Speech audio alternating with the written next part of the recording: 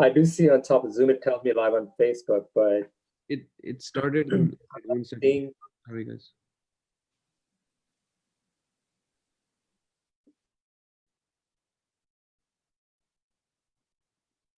Okay, it should there be we go. good. Oh, do you see it? Yes, I do. Awesome. So let me do this. I'm just going to wait for, I'm going to wait for some folks to join. Does that make sense? Yeah. I'm trying to log into Facebook and to see what normal users would see. I don't know. So I'm actually there, and what they're seeing is they're going to see three of us, Virgi, so I'm actually watching the Facebook Live right now, so they'll see all three of us together.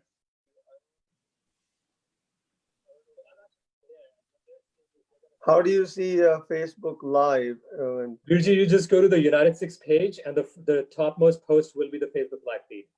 Oh, okay.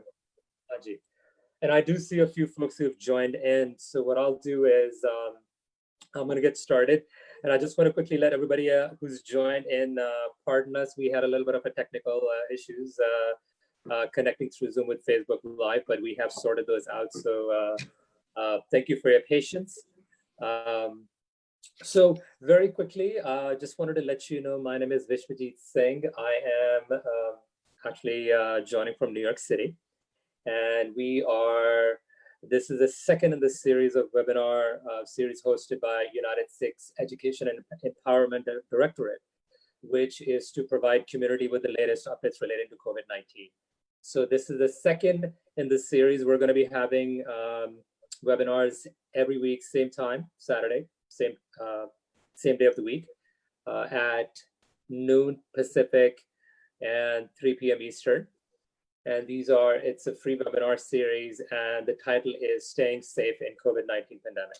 So last week we had a medical professional, and today we have two medical professionals, one of them who's joining in from Houston, Texas, another one who's joining in from Los Angeles, California. And let me quickly introduce them. But before I do that, I just quickly want to let everybody know. Thank you for joining, welcome. A couple of things to keep in mind. If you'd like to post on the live chat and just let us know where you're joining in from, what city and state and country, that would be wonderful. And then keep in mind, I am going to be moderating this conversation. I'm going to pose a few questions to both of our esteemed guests on the panel.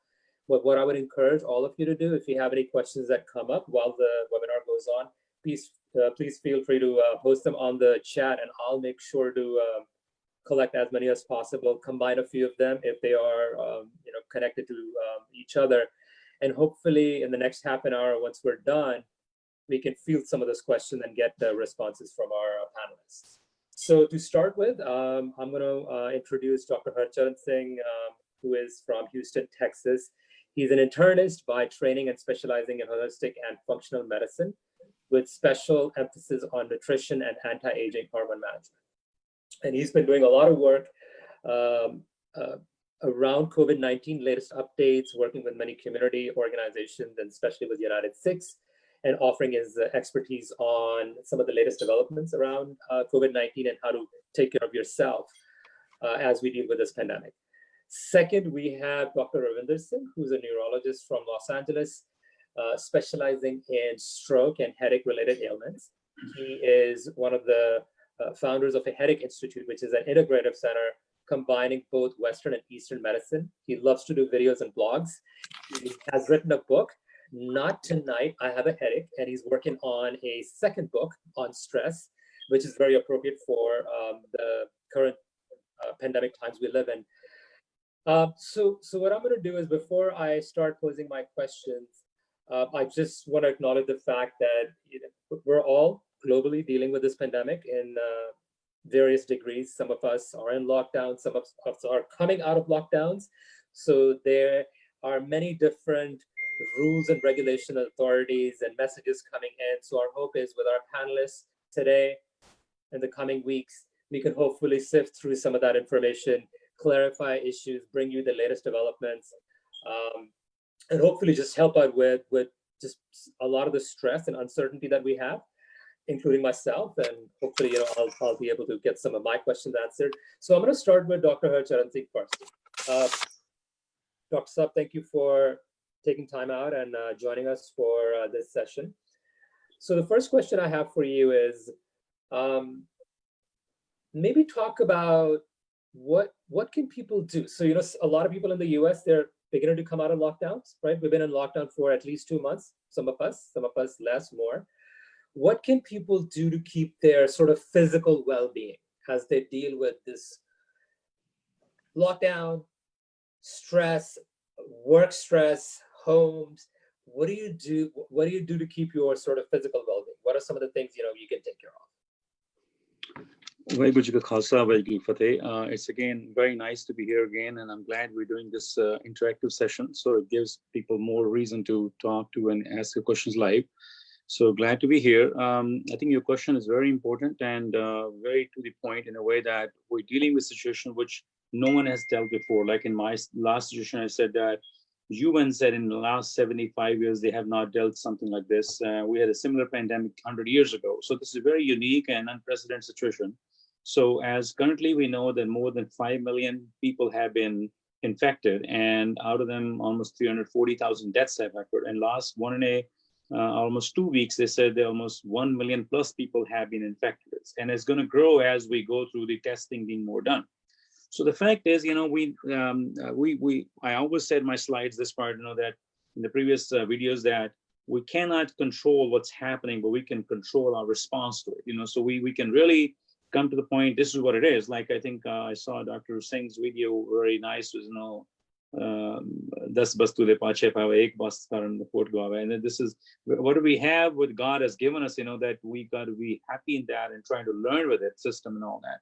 With all the millions and billions of dollar research going on, I think there's some research has been done, what can be done, what should not be done, and all that. So I want to really focus my side of the, from your question part is that what can we do? And this is like, basically, as we all know, that this is a RNA virus, which is affecting the bodies, human bodies. It came from animals. But the way it stands now is we've been exposed to all these pathogens, as we know from Agrabani, that there are 8.4 million lives, and we've been exposed to one or the other, and these coronavirus have been there for 100 years, just a new mutated variety or code-2 we call it, and this is now affecting us. So our body in general, the way God has given us, is kind of prepared in that way to deal with these things. It's just this is new. It's a little bit more panic, which we should not, but that's where we are. So God has given us what we call his immunity system, like that how we have gateways. It's very complex and detailed pathways that are in our body that exist called immunity system. And I can just tell you in general, like that like skin, we have immunity that infections can get through because there's a barrier. In respiratory system, we have mucus, hair that protects us from the virus going in. We have tears that that can come same way, that protect us from the formic covering and protects from infections. Stomach has acid. So God has given us a lot of protective mechanism, and this is called immunity system. This is basically an army to our our system. Now the good thing is the immunity basically is a two kind. We look at from breakdown. One immunity is called innate immunity, which is basically initial immunity that comes up when we're exposed to something. And like how we have I just told you all these things like skin, mucous membrane, and same way we have immune cells in our body, which will right away come in. If foreign invaders comes in, it right away gets its, action started and protects us. That's what we're talking about, having a good diet and all the other things we're going to talk about in a minute. Those are to get initially up, immunity up, because we got to realize this part. This virus is there for over 6 months now that we know of for sure. We all have been one way or the other exposed to it. How we're dealing with this is our immune system, how we personally get to it. So having said that, other kind of immunity is called adaptive immunity, which is important for many other reasons. Like, when actually this virus, let's say, invades through it, somehow breaks our initial army, goes in there, and now our body starts making all the kind of cells like B cell, T cell, that produce the immune cells, immunity to it, which will be used later on for long-term immunity that we can develop, or maybe help in developing some vaccines and treatment plan for this. So that immunity is of that kind. So talking about the immunity part, for like any cell, like immune cells will need a very balanced, well-balanced diet. And there are certain general principles we have in general also, like they are much more being sought now because of this pandemic. Everyone is so much, looking into it. But in general, we have certain diet principles that we always use. Like you should have a very well-balanced diet. And I'm going to go over detail in this in a minute, but also make sure we are all remain physically active. Now, physical activity, I think Dr. Singh will agree with me that for mental stress also is as equally important. And now from all cardiovascular point of view, we look at that. We know that, if you keep yourself active, your aerobics, and all that, that keeps circulation going, which help you in everything. It relieves stress also. And then, of course, you got to have a very positive mindset, stay positive, gratitude, all that stuff, because a healthy mind stays in a healthy body. So we got to have a physical and mind, both they go together with it. So we have a positive sense, like when Gurbani we call Chardi Kala. We got to be very, make sure that we are on top of it, being with them. Sometime whatever happens, we got to deal with it. And then of course, one very important thing people miss sometimes is, like make sure you get enough sleep. A lot of people think that, that they sleep is not important, but it's very important from immunity standpoint of view to give us body a rest, to make sure we recover back into that. 7 hours of sleep is recommended every day.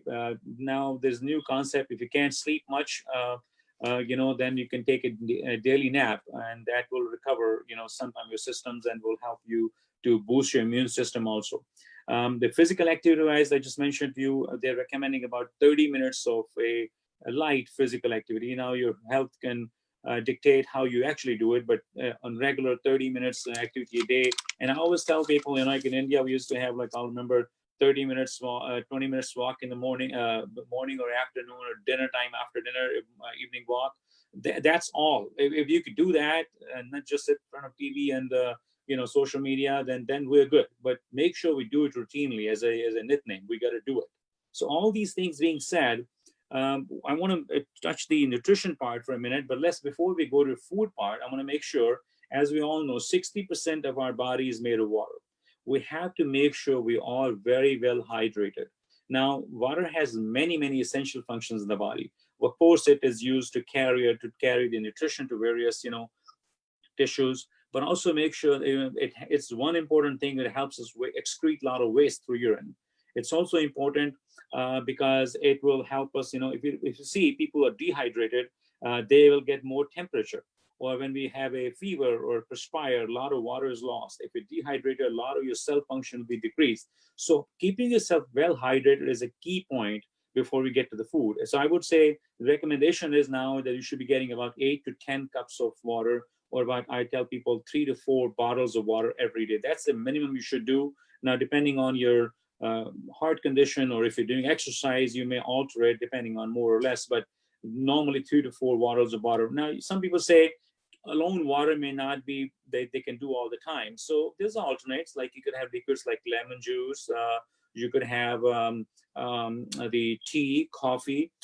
Tea and coffee are also important because they're hot drinks, and it is known that the COVID-19 stays in your throat for about 3 to 4 days before it gets down to your lungs. That's why a lot of people do not have many symptoms the first 3 or 4 days. So it's a good idea to have these hot drinks at least 2-3 times a day.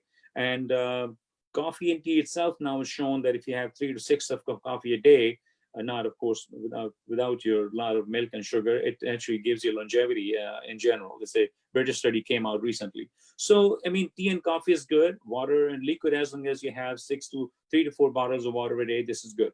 Now coming back to actual food, the general recommendation from the WHO right now is that we should be doing as much of a fresh fruits and fresh vegetables.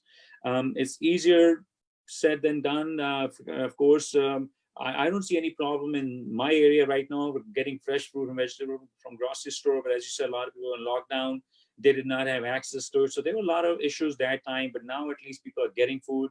So as much fresh fruit and vegetable you can get, and I'm talking about at least 2 cups of fresh fruits. I mean, berries are best. Watermelon is good. Cantaloupe, colored fruits are all good, you know. And then vegetables, raw vegetables, at least again 2 to 3 cups a day. Now, one thing I want to mention, some people about weight gain and sugar. Normally, um, fruit has fructose sugar, so it does not alter your blood glucose level much. That's one part. And second is the calories that you get in 1 cup of fruit. It doesn't matter, it's a 1 cup of cantaloupe or berries, or you know, it could be let's say 1 orange or half grapefruit. All these regular fruits are 60 calories. It's not very much calories. Vegetables, 2 to 3 cups a day, even better. They're about 15 calories. So you should be eating more of these fruits and vegetables. The main part is that these virus inflammations, they all produce free radicals in our body. And these fruits and vegetables bring you antioxidants. And it's very important that they will fight that and, you know, help you fight the infections. Now, other important things you should do is like maybe nuts are high protein, like nuts could be used. High protein foods can be used. Then there are a lot of like whole grains, very important, like, you know, whole grain rather than using, you know, cut grains. This is important because this gives you a lot of fiber. In general, if I could say one line, if you put everything, if you have a high fiber, plant-based, you know, with food with a lot of fruits and vegetables, whole grain and legumes. Legumes are very important. You know, the old saying, "Dal roti khao, prabhu ke gun gao." It's very important how whole grains and legumes could be anything, beans, lentils, could be rajma, you know, all that, chickpeas, all that stuff. They are a lot of protein and they are very good, high fiber. So they're all good for you. So recommendation is to stick to this as much as you can. Now, the problem is no matter what we do, still there are some deficiencies seen, and there are sometimes people not able to get one or the other thing. So there are some specific nutrition items. They are very much recommended that they are important to help us fight better with any infection, including COVID. By the way, I want to say one thing. There is no specific COVID diet as such recommended. All these recommendations we have from WHO and other societies are based on the fact that there's a lot of, you know, studies have been done in the past for different colds or different, you know, disease status and all that. So they tell us which food has which specific macro and micronutrients, and then which one fights better. So we're going to talk about those supplements. And let me mention this quickly. When we eat the food, and this is because my line is nutrition, I want to say one line here. The two things in the food called macronutrients and micronutrients. Macronutrients are like the 3: protein, carb, and fat. That gives you, we count that for calories. Rest everything we have is micronutrients, and which could be, it could be like, you know, your vitamins, minerals, your herbs, your, you know, antioxidants, probiotics, prebiotics, all that stuff comes in the other stuff. So if we really want to see this, which vitamins and minerals, it's recommended that vitamin A is very good. Vitamin B6 is recommended. Vitamin D, actually, a lot of work being done on that, and I'll explain that a little bit more in detail. And vitamin C also. Vitamin C has been seen in a lot of other diseases, like in the common cold and, you know, in other respiratory illnesses, and shown that it's a good immunomodulator. It helps, you know, it boosts our immune system. Recommended dose is 500 to 2000 milligram a day, depending on your other medical conditions for adults. Now, the vitamin D, there was a recent article, and if you saw that, I think I shared with you also. It's a low-hanging fruit. The way it is, vitamin D, the way it started is over the last 10 years, a lot of controversies about it. But for sure, they have seen in about 3 different studies in South Asian hospitals where they did this before virus came here. They said people who had low vitamin D, they had more severe and critical disease, and the outcome was poor. Now, that doesn't spread back that, you know, if you have vitamin D more or level or normal, this will help you. But they are seeing that it's a low-lying fruit. It's a little bit cheaper. People are doing it anyway, and they are seeing actually some effects on the immune cells. So yes, vitamin D is recommended. Anywhere from, you know, 400 to 800 units are recommended. In those studies, by the way, they gave 1 mega dose of 300,000 milligram. That's how it was given, but it's recommended. So we're telling people to make sure they keep on vitamin D good dosage. Now, coming up to some of the minerals, which have been very much studied in the past also, and most important thing I think we're talking about here is a zinc. Zinc actually is an essential, mineral. The thing is, it's not made in the body. Like vitamin D is kind of constructed in the body and manufactured there, but the zinc doesn't get made in the body, so we have to get from outside. Not many people are deficient in zinc, and I'm going to go over some foods that are rich in zinc, but it's recommended. They've estimated about 30% people in US are actually deficient in zinc. Now, zinc was studied very widely, by the way, during the pandemic during the break of SARS-1, there was COVID-1. And it did show some good results to that. So they are recommending you should take it this time too. It's also shown that it has, in many studies, has shown a duration of the common cold and all that has been decreased. And then also it's shown that it helps the our immune system get a better fight with any pathogen. And there were actually 18 studies have been done on zinc. The recommended dose is 75 milligram per day. Now there are some foods like fights and the whole grain foods, cereals, oatmeals, legumes, yogurt, cheese, even peas. These are rich in zinc. So, these are the main part.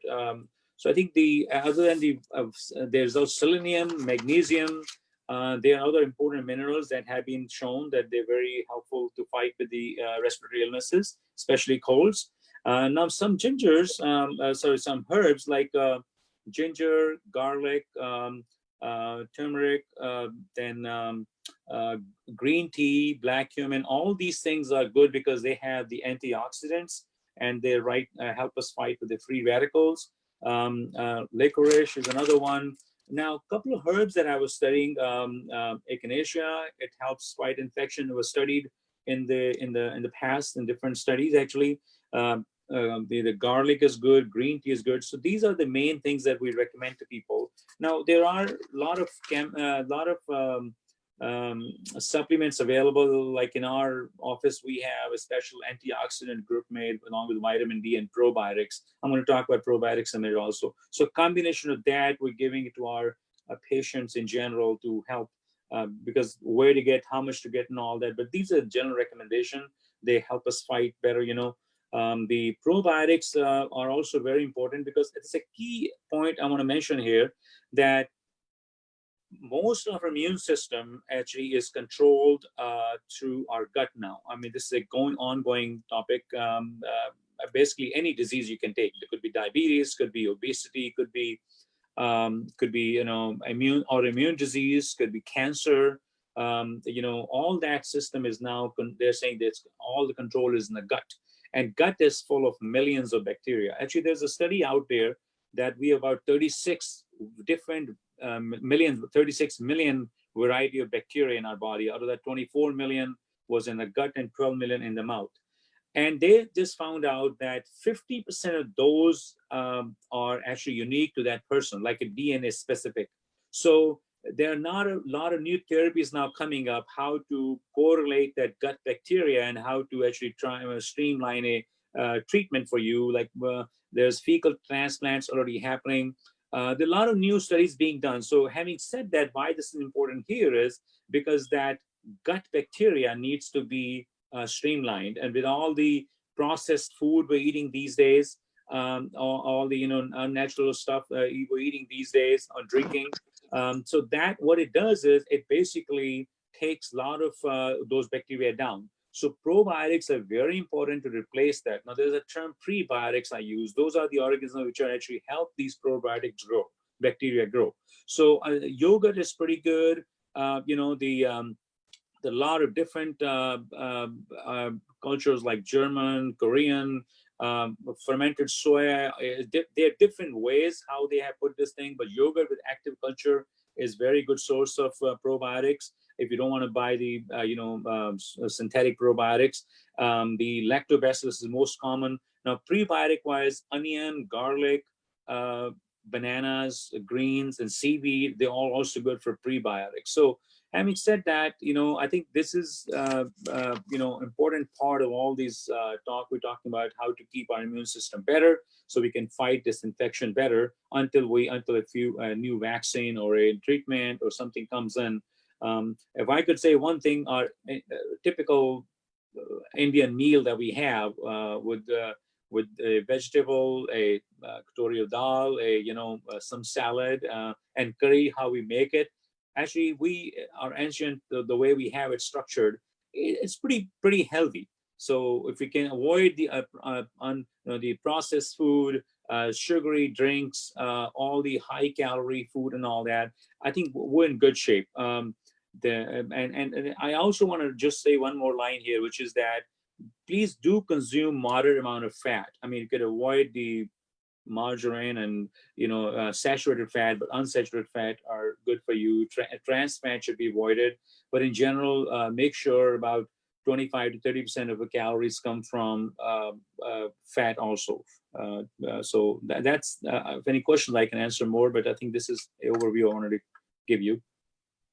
Yeah, thank you, Dr. Richard Singh. So you packed a lot of information in the last few minutes, and we'll visit some of these again. And I would actually encourage you, it almost sounds like you need to have like a little, like a one-page best practices because I mean, there's a lot of information you had, and there's some I'm aware of, some I was not aware of. So I think it would help actually if we could maybe pen a one-page piece, kind of like a cheat sheet. A reminder for us, so we can maybe share that with our viewers at large. So if you can, please do that. So before I go to Dr. Ravinder Singh, I see there's a few folks who've joined from actually around the globe, and thank you for joining, everyone. And just very quickly, if you have any questions relating to staying well, both from a physical and mental health aspects, please feel free to post your questions in the Facebook live chat, and I'm going to do my level best to hopefully post some of those questions to our panelists.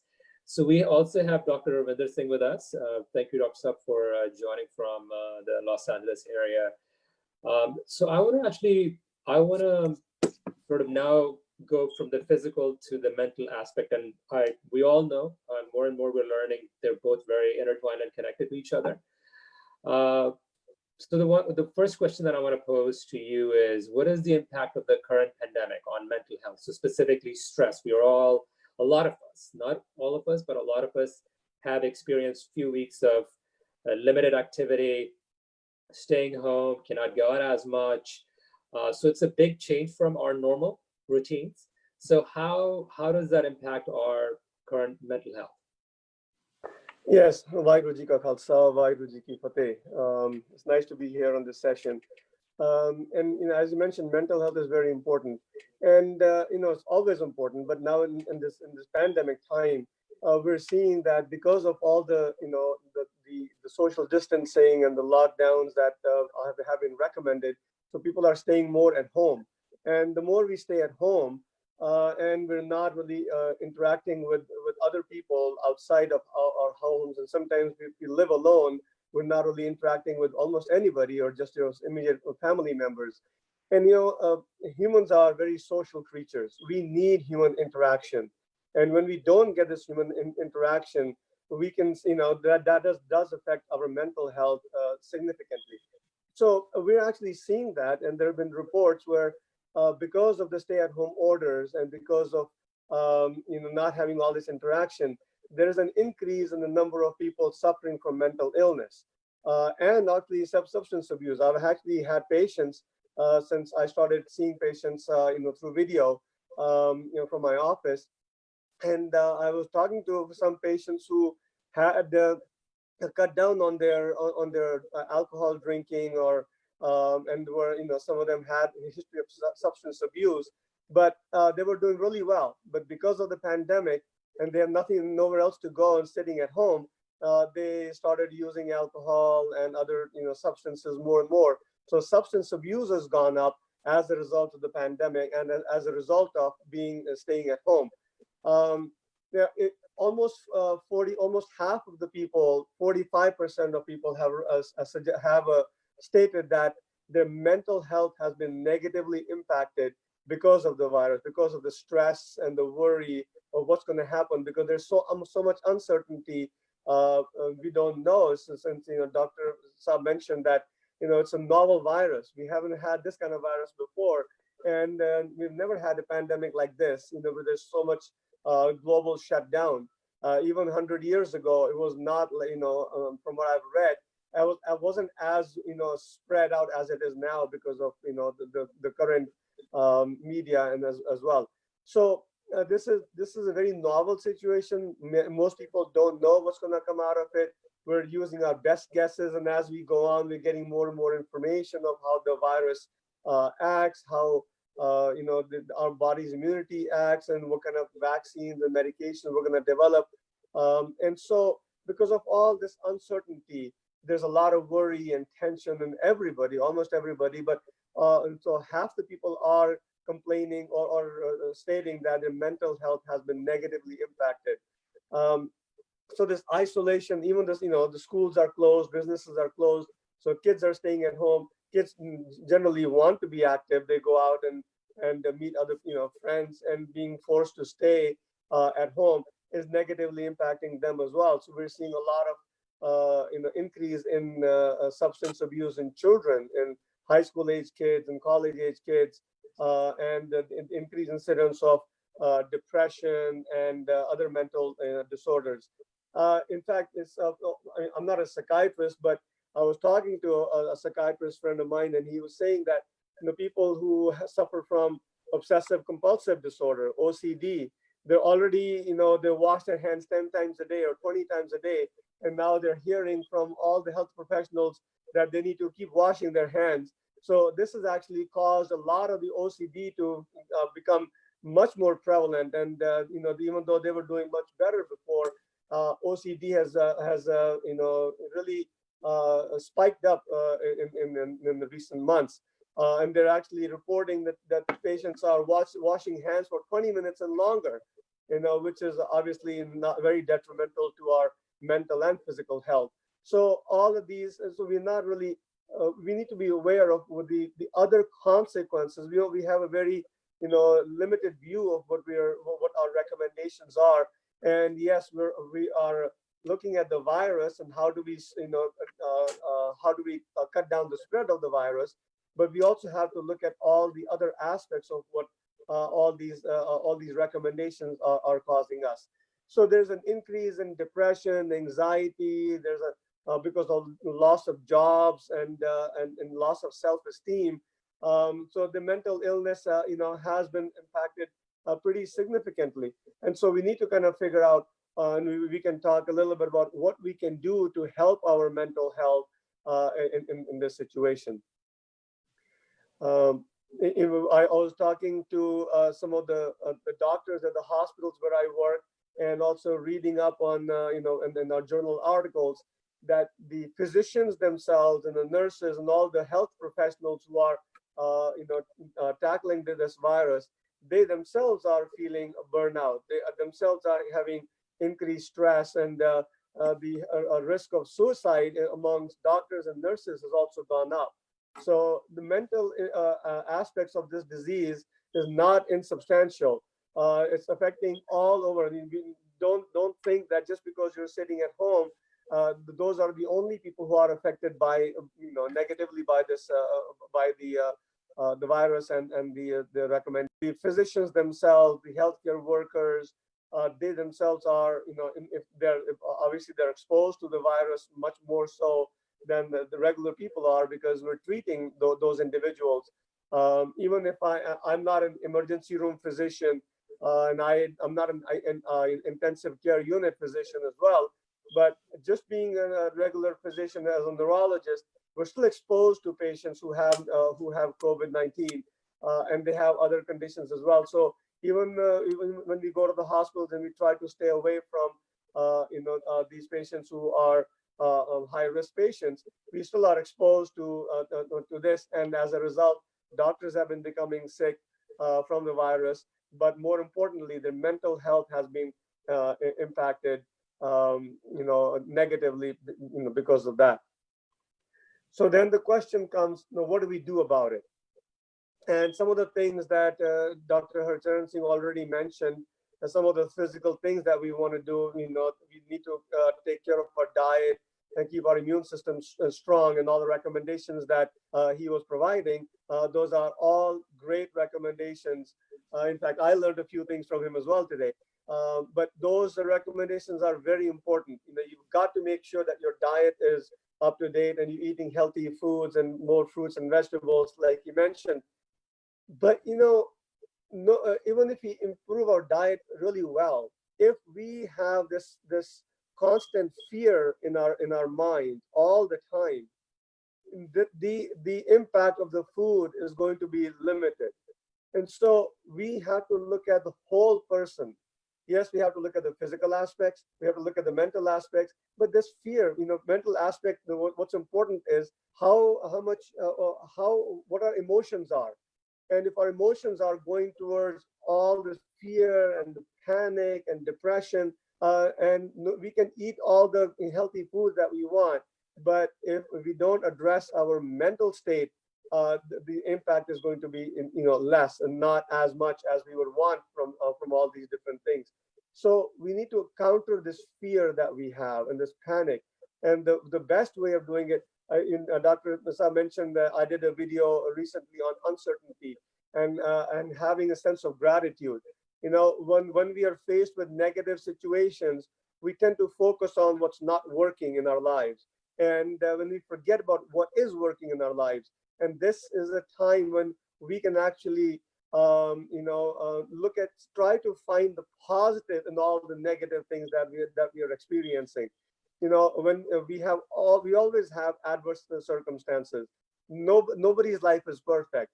We all have uncertainty in our lives, but it just so happens that in this day, in now, because of the pandemic, all the uncertainties are coming together at once.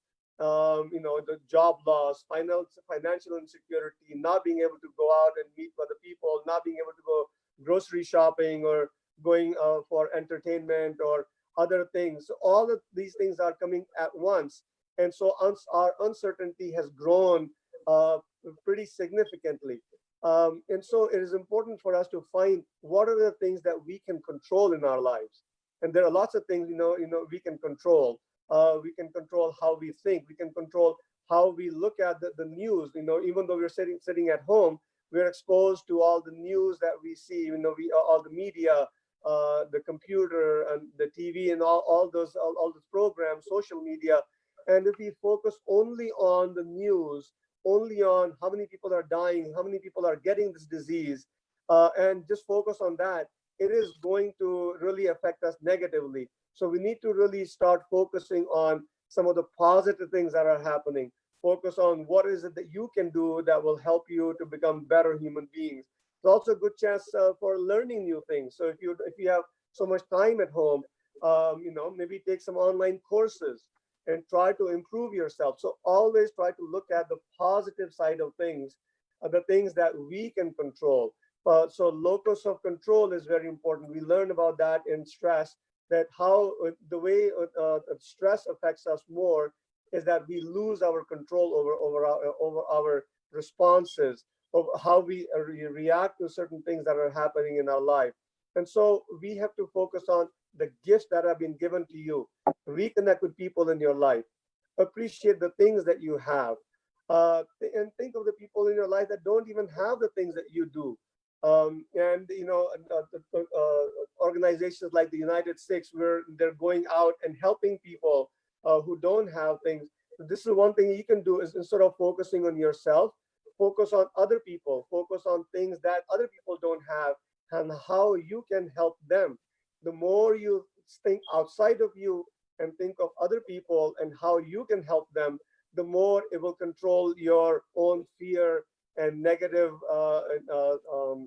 mental, it's the self-talk that we had, that we all think of, depressive thoughts and anger and anxiety. So one way is to go focus on people who are outside of you, who have less than you do, and help them out. And I see all these organizations who are reaching out to people like United States and many other ones, the Red Cross, and they're doing a great job of helping people. And people are realizing that the more they're helping other people, the more it's benefiting them. So even if you want to be focus on your own mental health, you need to go out and help other people. So those are some of the things that are important, and in addition to some of the lifestyle changes that Dr. Harcharan Singh was recommending. So focus both on physical and mental health, and we'll all get through the challenge the best we can without having to lose our own self-esteem and lose our own mental health in the process. Thank you, Dr. Sabis. Again, there's a lot of things that I heard in there. I think a couple of things that came to my mind is, as you were mentioning,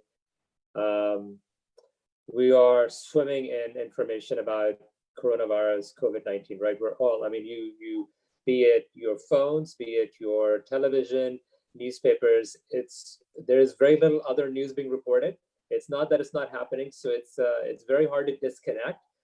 Because everybody's talking about it also. So even if you're not watching news, somehow friends, family, I experienced that as well. So tuning out is a challenge, but I think one of the things that you mentioned towards the end, that there are organizations like United States and others that are, at least some of us, have a lot of privilege. We have food and homes. We have time to have these conversations, and there are some folks, who don't have homes, they have rent to pay, they don't have any savings, they have kids to take care of, families to take care of. So us finding ways to help other people out, to me, that seems to stand out as one of the mechanisms to be active and grateful as well. So thank you. So to me, that's a highlight. I think that's one of the ways, I feel we can hopefully take care of sort of some of the anxiety we have. So I just want to do a little time check here. We are 45 minutes after the hour here. So one of the things I want to do is I want to pose maybe one final question to both of you. And I do want to encourage everybody else who is listening here. Thank you all for joining. I know we have folks here from North America and from India. If you have any burning questions, please make sure to type them in the live feed, and I'll do my level best to get a quick answer from both our panelists. So Dr. Harcharan Singh, you covered a lot of ground, right? You covered a lot of ground in terms of sleep, which was a pretty key component of physical health. You talked about having a balanced diet. You talked about minerals, vitamins, and you talked about immune system a little bit, right? So maybe if you can take a couple of minutes. We've all heard about the immune system. We all hear about antibodies. We hear there's some foods that are really good for boosting your immune system. But I think what happens is it's become such common knowledge that we actually, a lot of us cannot do a good job of explaining what's an immune system. How can you improve that immune system? So can you maybe spend 2-3 minutes just very quickly give a sort of a good sort of background biological definition of what is the immune system? How does it physically manifest, and what can we do to make it better? I think I did say, but let me repeat this part, that immune system is basically like an army that we have, and it is important for us to face any pathogens that are outside in the environment right now, any microbes. It could be bacteria, virus, anything, some diseases.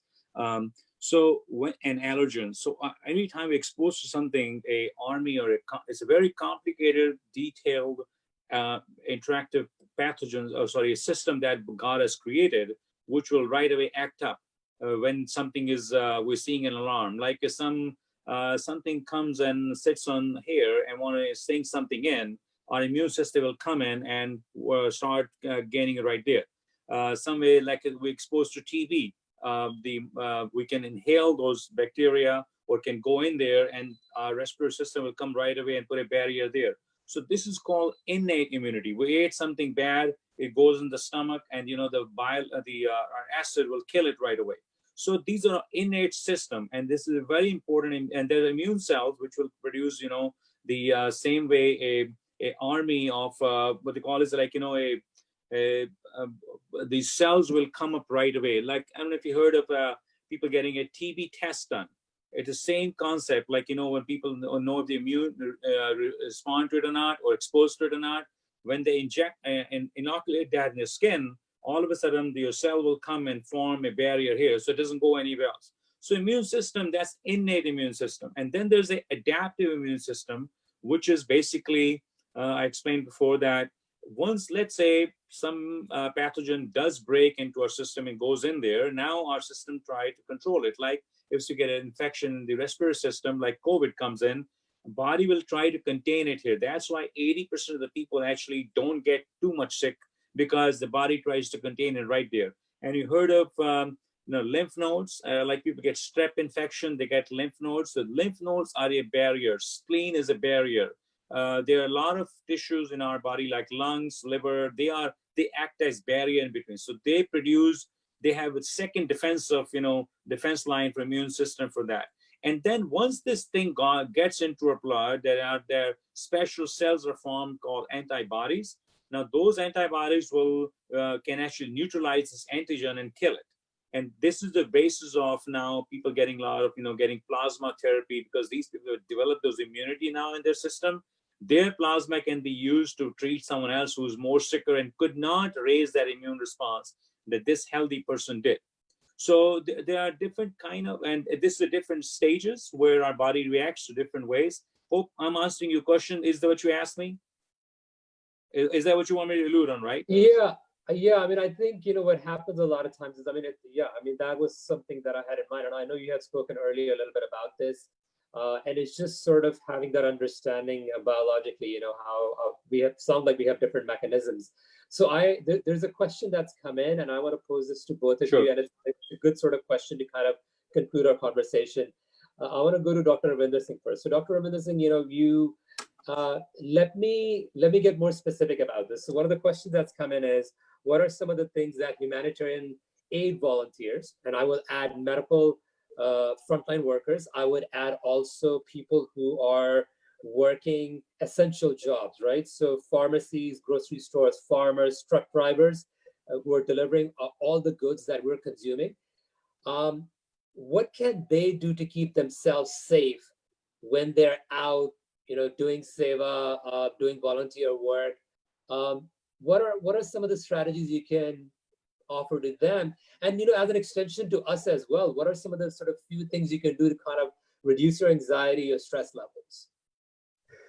Well, that's a very good question. So first of all, you have to be safe yourself. So you have to follow all the practices that are recommended, that you wear face masks and maybe even eye shields. And if you're handling different people, maybe wear gloves so that you're not contaminating the foods and stuff. And if you need to have gowns to cover. So there's the physical aspect of that, is to follow the guidelines that everybody knows about now, and wear a different kind of mask. And if you're healthcare workers, obviously you want to wear the N95 mask if you're being exposed to COVID-19 patients, and maybe even cover your head. So as much protection as you can. Mentally, it is about first overcoming your fear, and the way you overcome your fear is, yes, you feel the fear, but just do it anyway. So just go out and say, okay, yes, I'm fearful, I'm afraid that that I'm at risk, but I'm going to take a chance. Obviously, I want to make sure that you are already healthy enough. If you are elderly individual, you have a weakened immune system, if you have other conditions like diabetes and heart disease or whatever other conditions that put you at high risk, then obviously I want you to be healthy first. So don't expose yourself unnecessarily. And that's one of the things I didn't mention earlier. The elderly people are feeling it much more, the negative effects, because they are staying at home. They're not even going out. And if they live alone, they're already alone, and they feel lonely. And so they're experiencing this more so.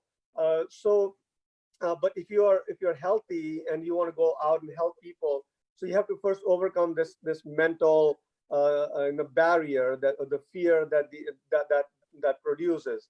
But then when you are and the things that Dr. Singh also mentioned, like eating healthy. So you have to take care of yourself first. Going out, maybe out in the sun, getting some natural vitamin D, taking walks and taking deep breaths, and expanding your lungs. There are some breathing techniques that people can do to help lower their fears and improve their immune system. But so focusing on that, so when you focus on other people, then you are less focused on your own problems. And when you help other people, it gives you a sense of satisfaction, and that sense of satisfaction actually is a positive feeling, will help to negate the negative effects of the stress that you're experiencing as well. Thank you, Dr. Saab. So, Dr. Harcharan Singh, I'm going to pose the same question, but I'm going to get more specific about this. So, if you had a recommendation for somebody who's going out serving communities, right, in different capacities, from volunteer workers, medical workers, grocery workers, pharmacy workers, right? They're going out because their jobs are essential. They're putting themselves at an elevated risk compared to you, compared to certainly me or others who are not practicing, right? So, if you were to recommend one or two physical physical, it could be food or exercise, what would you recommend to them that, hey, obviously, as Dr. Ravinder Singh said, mask, social distancing. So let's say we do all of that.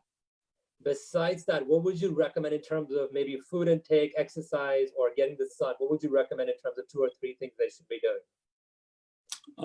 Very good question. And by the way, Dr. Singh, very well said about how to combine the physical and medical part of it.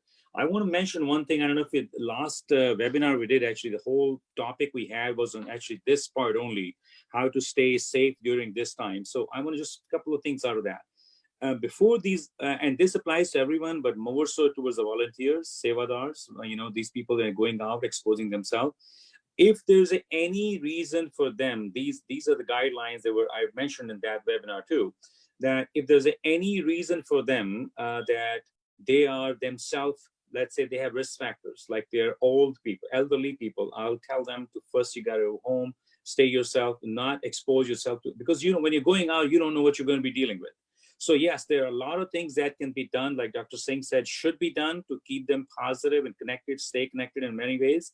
But they should not be exposing them for extra things. Like they need to go out to grocery, let them, younger people go, someone, and there are precautions that I mentioned in that webinar again. And if there's someone has some disease status, like autoimmune diseases, some cancer, they got cancer treatment, they've been recently traveled somewhere, which was a hot area. They have some other risk factors for COVID-19. It's a good idea for them. Let's say some volunteer was supposed to go today to distribute food. And this happened to because my son and their group, they did about 500 food bags last weekend. So they had someone saying, okay, one of the person had a fever. So if someone had a fever 2-3 days ago, it's good not to come. They can help some other ways, like putting things on the computer, how to put this data together, make sure who's going, who's not going, but physically present, exposing themselves to in the group, then they should be avoiding it. They should try to limit their activities, that not more than 10 volunteers are gathering at one place. All these things are protective things, other than, of course, using your mask and all that. Now, the new study, I just want to mention this, by the way, it came out just, it was 2 days ago from CDC. They're changing the guidelines now. It was a big issue that, okay, the virus is staying for 24 hours on cardboard, 3 days on the fabric, and, 3 hours in aerosol and all that. The secondary studies are coming out now showing that fomite exposure, or going from surface to surface and then going to other person, then it's actually minimal.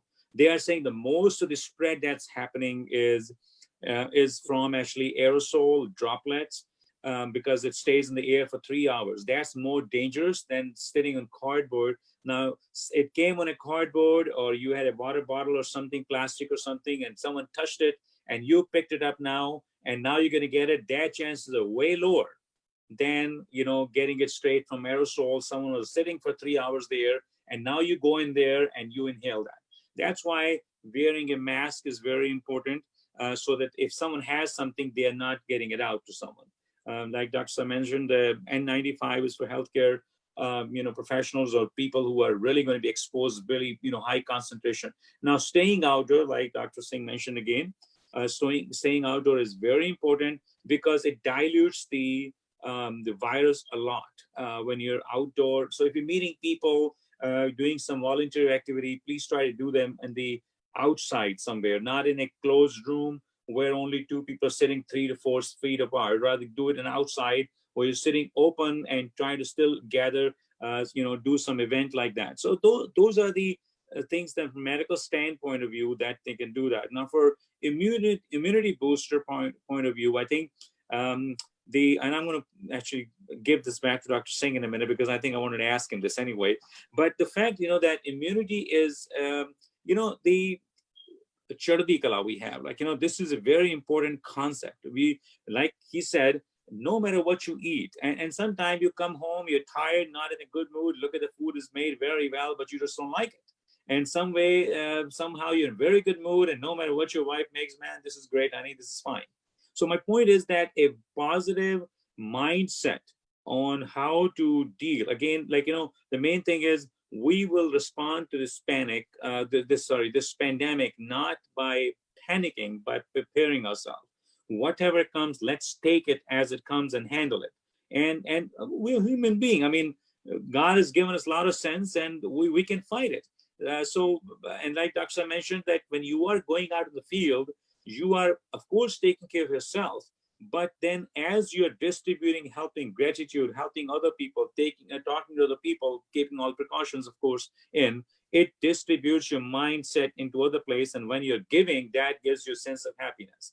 So, and that, by the way, that also has a positive effect on immunity. How, all these chemicals we have in the body, and I did mention again in my last webinar, how serotonin, dopamine, all these chemicals, when they are coming into brain, how we deal the stress, your cortisol level, all these things, medical hormones, enzymes are changed, how we react to the to stress. I just want to quickly mention there was a study that I saw by Deepak Chopra, who was back, best bookseller out of New York one time.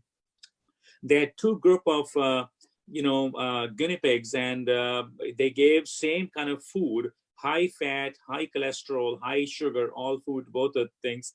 And guess what? But after each meal, one of the group of the guinea pigs, and by the way, they were genetically similar also, they picked those ones.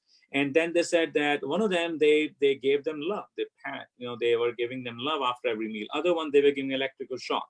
So they did that study for 6 months, and the guinea pigs, which were being shocked, they developed diabetes, cancer, all the negative things you can think of, because their system worked that way. So very important thing is, of course, we got to have a right food. We got to have a right immune system, booster, vitamins, supplements, and all that. But very important thing, a positive spirit.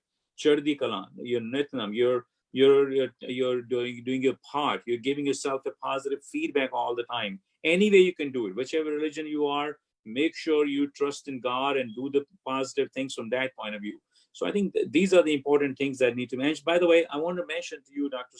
Singh, about I specifically did not say it. I'd said in my previous video, said it, a laughter therapy. And I know maybe you can allude a little bit on that.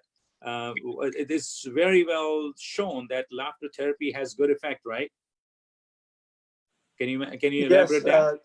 I've heard that, and I believe in that. In fact, there were examples of people who have actually cured themselves out of incurable conditions just by laughing, for a few hours a day, and just watching funny videos and just laughing and laughing.